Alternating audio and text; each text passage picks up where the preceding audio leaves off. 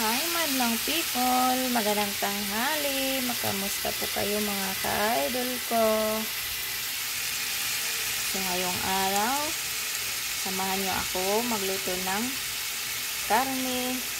Minarinate ko siya ng isang oras at nilagyan ko siya ng asin,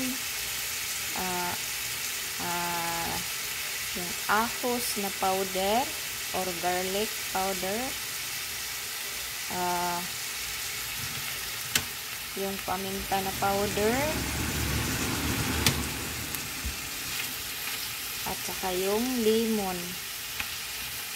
Wala kasi akong maisip paano ko ito iluto kasi masarap sana ito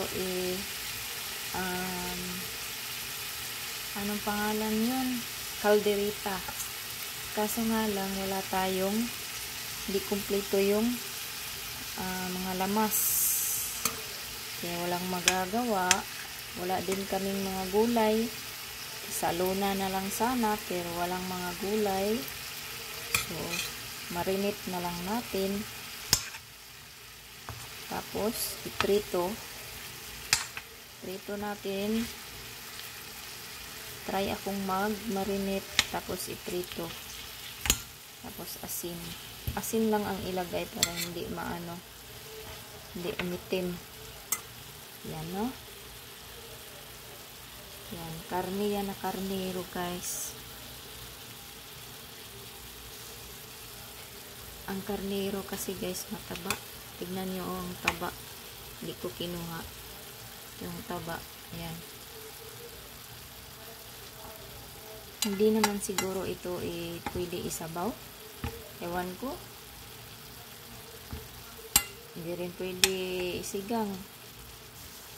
Baka maya-maya yung tiyan natin, si mamantika, mataba siya kasi. Ang masarap yung isabaw, yung yung paa, ulo. Yung walang mataba ba?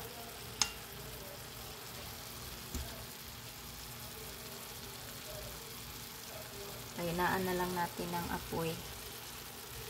Pahinaan natin ng apoy. Yan, number 2.